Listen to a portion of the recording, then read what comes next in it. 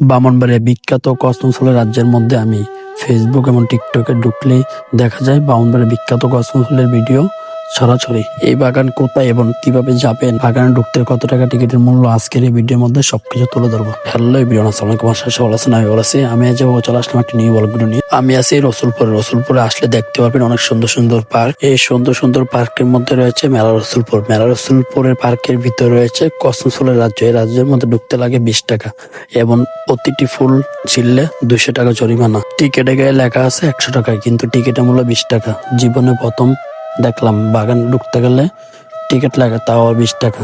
এটাই বিজনেস। কে কে মেলা রসুলপুরের পার্কে গিয়েছেন অবশ্যই কমেন্ট করে জানাবেন। বিদেশে কসমস ফুলের সৌন্দর্য দেখার জন্য অনেক দূর দূরান্ত থেকে পর্যটক আসতেছে মেলা রসুলপুরে, এবং আপনি চাইলে আপনার প্রিয় মানুষ এবং ফ্যামিলি নিয়ে অবশ্যই আসতে পারেন মেলা রসুলপুরের এই সৌন্দর্য উপভোগ করার জন্য। টিকিট কত?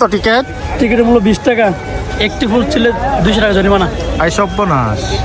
যাক, মেলা রসুলপুরের পার্ক এবং এই কসমস ফুলের সৌন্দর্য আপনাকে অবশ্যই মুগ্ধ করবে। এই কসমস ফুলের রাজ্যে সৌন্দর্য ঘুরতে চাইলে অবশ্যই আপনাকে আসতে হবে সকাল সকালে, কারণ বিকেলে আসলে আপনি ফুলের চেয়ে বেশি মানুষ দেখতে পাবেন। প্রচুর দর্শক, আর এই জমিটি অল্প দূর হওয়ার কারণে দর্শকরা প্রচুর।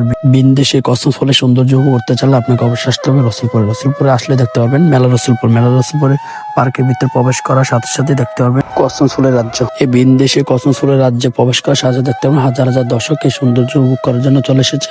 তারই মধ্যে আমি আর বার ভাই এই সৌন্দর্য উপভোগ করার জন্য চলে এসেছি কসবার থেকে। এই বাগান দেখতে যেমন দূর থেকে সুন্দর, তেমনি কাছে গিয়েও এর সৌন্দর্য আরো বেশি উপভোগ করতে পারবেন। আর এই বাগানে রয়েছে যেমন সুন্দর ফুল, তেমনি সাথে রয়েছে সুন্দর সুন্দর ডানাকাটা পরি, আর সাথে রয়েছে সুন্দর সুন্দর স্মার্ট ছেলে।